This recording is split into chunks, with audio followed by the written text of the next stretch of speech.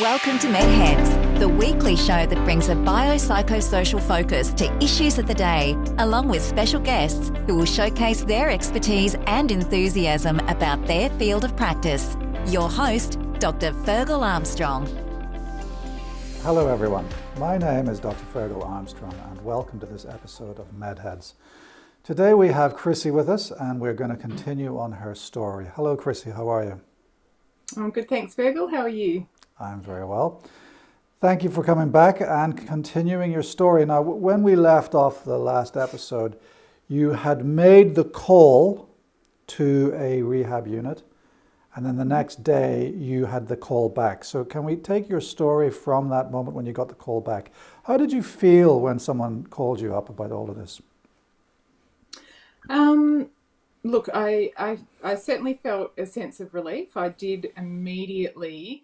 I do recall feeling a weight was lifted just having said something to another human being, aside from family who obviously knew that I had an issue. So yeah, someone outside my close circle now knew that I had an issue with alcohol, and that in itself was an enormous relief, and something I'd never done before, because I'd been to many doctors, many specialists, and never ever spoken the truth about my drinking.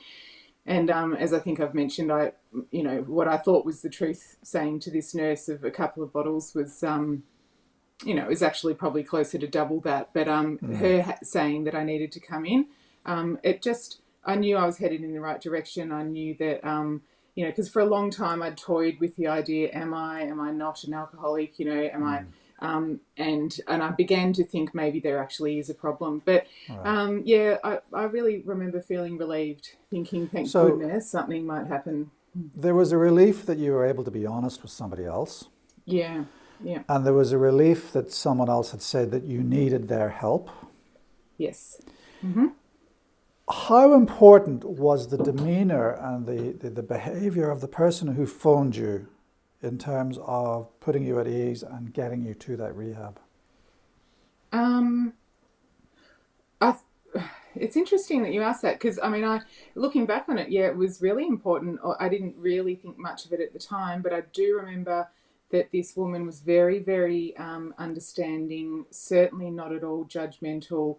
I remember her using kind of terms of endearment. Maybe she called me darling or something like that. She seemed like a really nice, caring person, and I wasn't in any way made to feel less than, or that there was something horribly wrong with me. And I think one of my biggest concerns was being a parent, being a mother. And I remember asking, "Are there any other females there?" And she said yes. And I said, "Are there any other mums?" Thinking that she'd say no way, and she said quite a number. And the feeling of relief.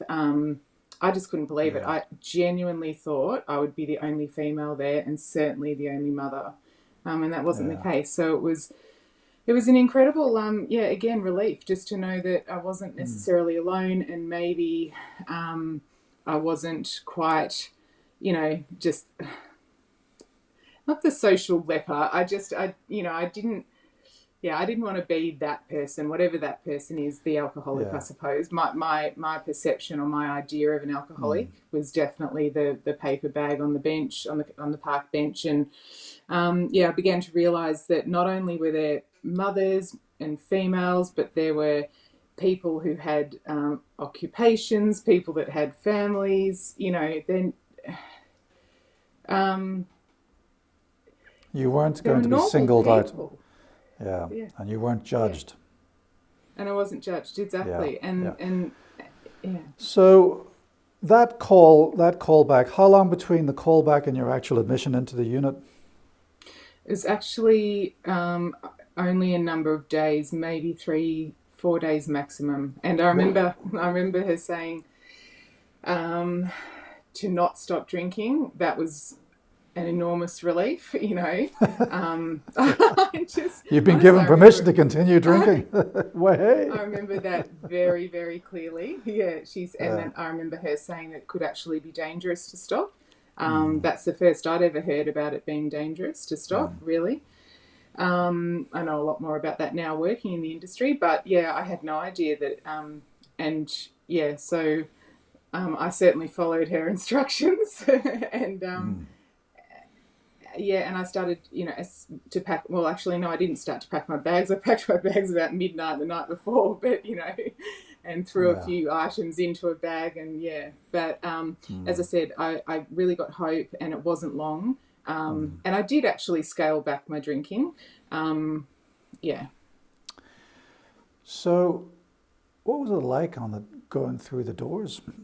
The Going doors through of the that doors. unit? Yeah. Well, first of all, oh look, I remember driving up to the service. I didn't drive actually; my husband drove, and the kids were in the back. I remember not being able to turn, and this I'll never forget this, and I have always felt such guilt, but I couldn't do it. I remember not being able to turn back and look at them and give them a kiss and say goodbye. So I just literally slid out of the front seat of the car and grabbed this crappy little bag that I had and just walked through the doors. I wanted the world to swallow me. I Why? didn't know what I was. Why did you feel so bad at that moment?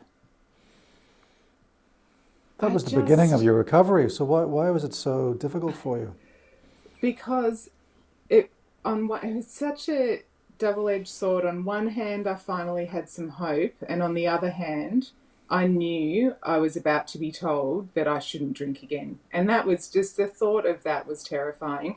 But also the thought, I knew that I was about to be taken away from alcohol for at least 28 days. And that was terrifying. I mean, I really cannot begin to tell you how fearful I was about the prospect of that. And it's difficult to put into words. I mean, it was for a long time. It had been the reason, that had been what gave me hope, and that's the honest truth. Alcohol gave me hope. If it was around the corner, I could make it. And so I Yeah. felt like I was giving away my lifeline.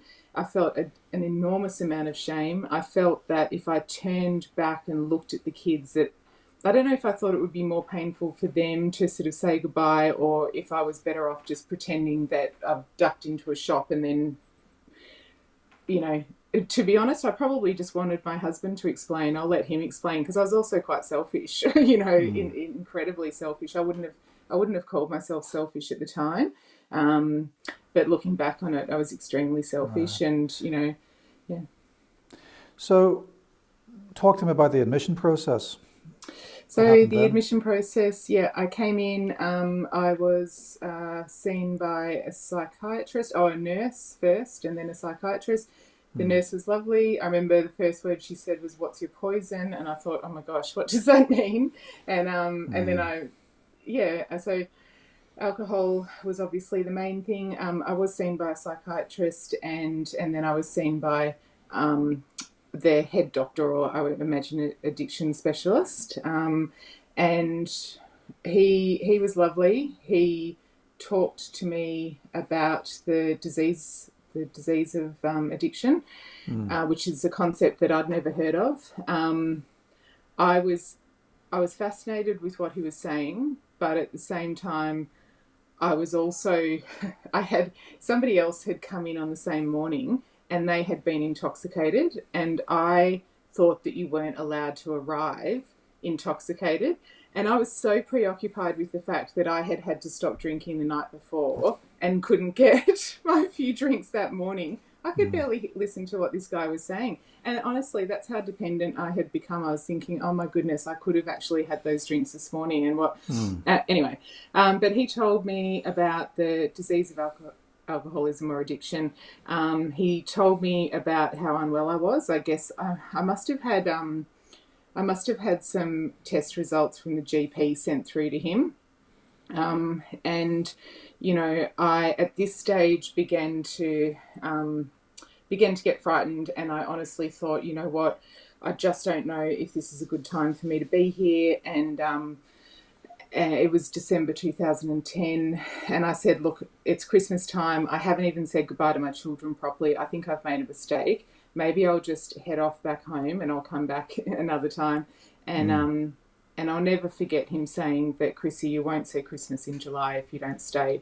And I honestly, there was just, the penny dropped somewhat. It wasn't 100% drop, but there was enough to make me, it did frighten me, but fear will only last, so long with this condition, or for me. But yeah, it frightened me enough to actually stay and to listen. And this gentleman actually began to tell me his story, and he told me that he was 17 years into recovery from addiction, and my jaw nearly hit the ground. Like I've never been so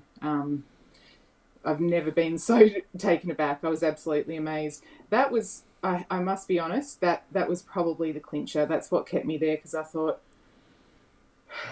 yeah, that was interesting. I wanted to know more about what he, his recovery. I wanted to know more about what he did. And I figured that if he was there carrying this message or really endorsing it, and he was sober and he was clean, that he was proof. He was living proof that something works.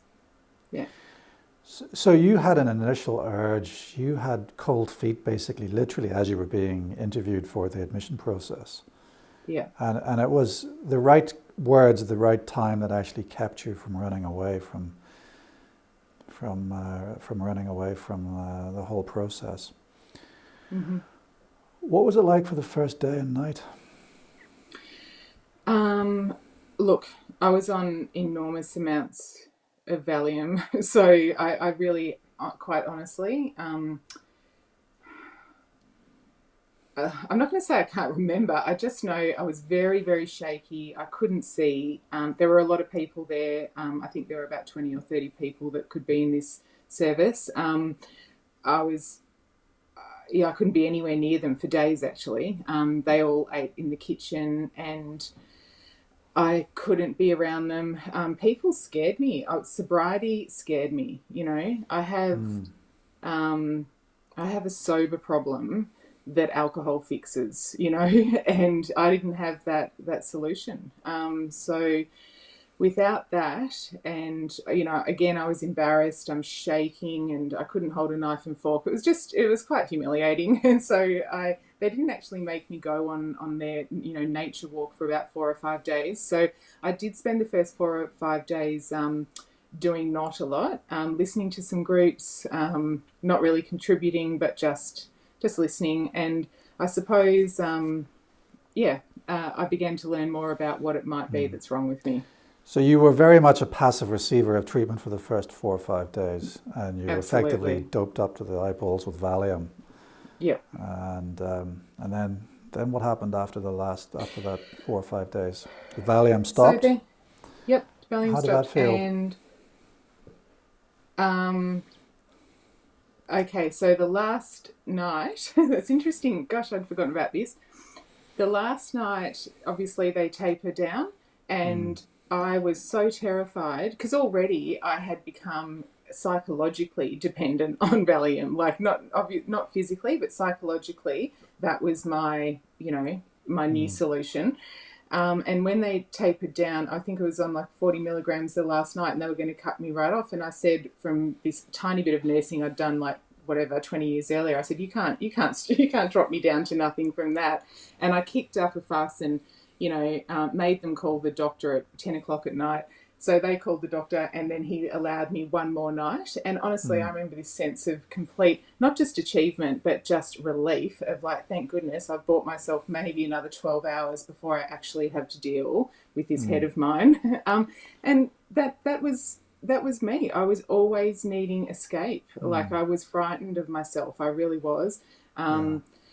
And I cannot explain that. Today, that is not the case, but I do clearly remember that. So, they tapered me down. I started to come back into, the world of the living, I suppose. I began to string a sentence.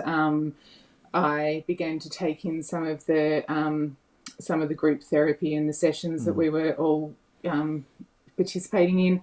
I was very shy, very quiet. But there are a lot of guest speakers that came in from outside from the community. So they came in with a lived experience, and they talked to us about their experience. That was incredibly valuable. There were some people that came in and talked about 12-step programs and what they were, how they had, recovered with the help of 12-step programs. And again, that was amazing. There were people actually that I know to this day, to be honest, who are very, they're just incredible people. They give of themselves for absolutely nothing. They're just, they serve the community and they serve people like me every day and help show me that there's a way out. And that's what I do. You were very worried about stopping the Valium.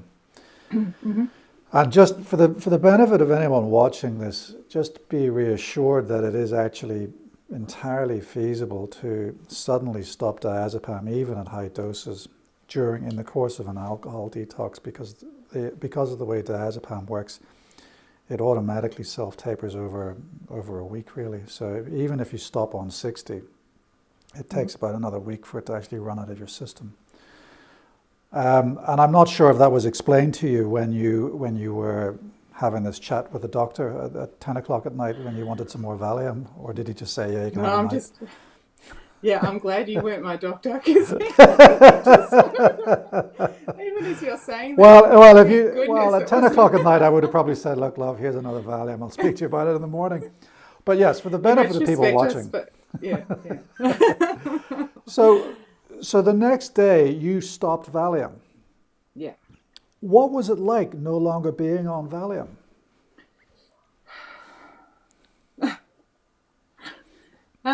It's a really good question, Fergal. I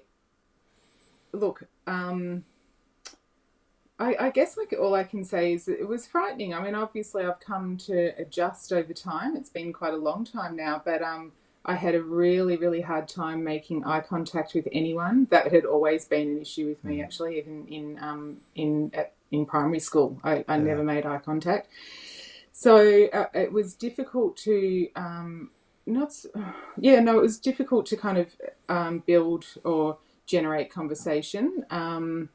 I guess I sat there frustrated with myself for not being able to participate as well as I would have liked to. I was incredibly shy and nervous. That's all I'll put it down to. However, that changed somewhere towards the end of the 28-day stay. That honestly changed, and people had said that I'd really come out of my shell. And I guess I was just scared of saying the wrong thing, always scared about what people thought. What are they going to say? Or I don't want to look stupid or look like an idiot, or it was just, I mean, honestly, it gets really tiring up in this head, and half the time I'd end up thinking it's safer just to keep your mouth shut and say nothing than to take the risk, So, it exposed in you all these fears of social anxiety, and I think ultimately you were using alcohol for so long, in part because you had and were experiencing and suffering from social anxiety, and then you take away the alcohol, you've still got to deal with the social anxiety.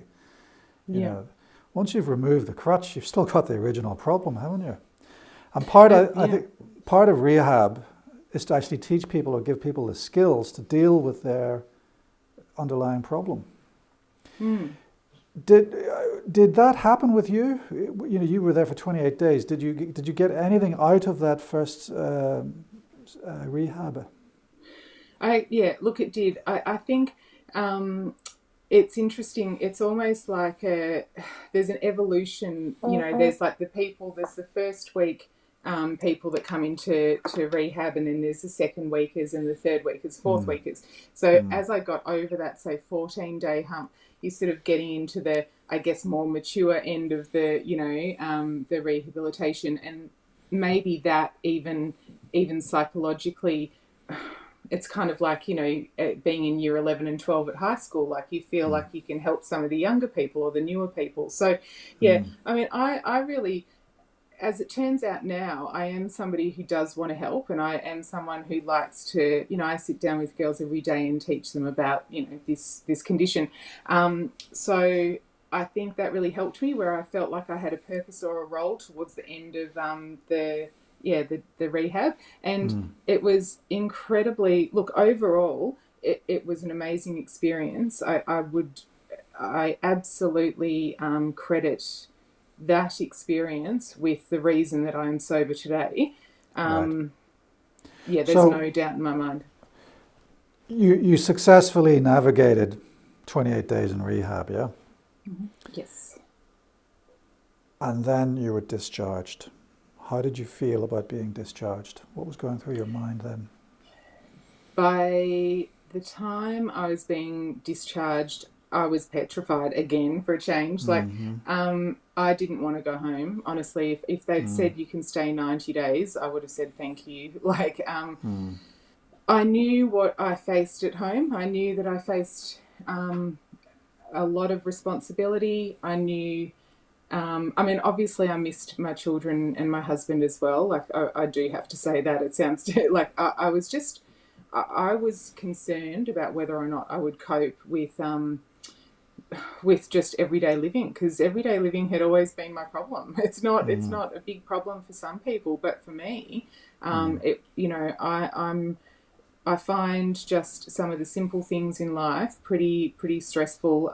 Parenting, I adore my children, but I end up, everything's just to the nth degree. Like I'm neurotic about, like I used to go in and I'd check their breathing when they were babies, and I'd, constantly, to this day, when they're 11 and 13, I watch what they eat. I cut their meat up to tiny bits because I'm terrified they're going to choke. It's just silly stuff that I really would like to be able to let go of that kind of, fear. So during the process, were you able to contact your family?